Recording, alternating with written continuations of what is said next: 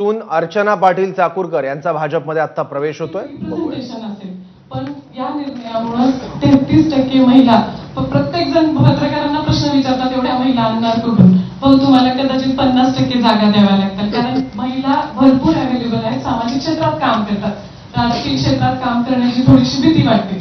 पण आरक्षणामुळे काय होईल तर त्यांना ती संधी मिळेल.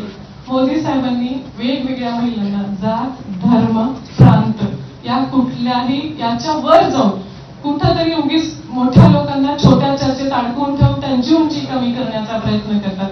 पण मोठी लोक तोंडाने बोलत नसतात, त्यांच्या ऍक्शन मधून दिसतं.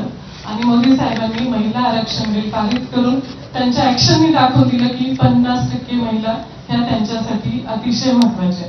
माझा वैयक्तिक प्रवास भाऊ थोडासा, मी मागच्या 30 वर्षात साहेबांसोबत काम करत असताना अनेक कर्तृत्ववान महिला म्हणजे त्या बीजेपी मध्ये असू द्या, काँग्रेसमध्ये असू द्या, वेगवेगळ्या दिल्लीमध्ये राहिल्यामुळे देशातल्या सुषमा स्वराज असतील किंवा सोनिया गांधी असतील, प्रत्येकाला जवळून बघता आलं, मला त्यांना अनुभवता आलं.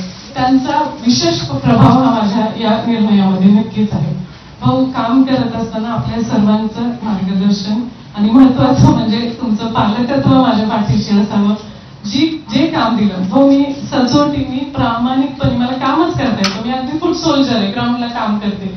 इथे लातूरची जेवढी मंडळी त्यांना माहिती की फोन SMS कधीही मी त्यांच्यासाठी तयार असते.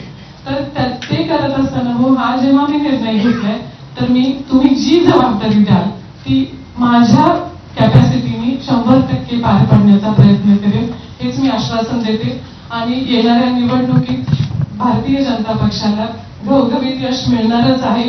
त्याच्यासाठी माझ्यातर्फे इथे जमलेल्या प्रत्येकातर्फे भाऊंच्या नेतृत्वाखाली, बावनकुळे साहेबांच्या नेतृत्वाखाली महाराष्ट्रात जेवढा मॅक्झिमम सीट्स येण्याची आपल्याला अपेक्षा होती त्यापेक्षा थोडे अधिक याव्यात अशी ईश्वर चरणी प्रार्थना करून आपली रजा घेते. जय महाराष्ट्र, जय हिंद.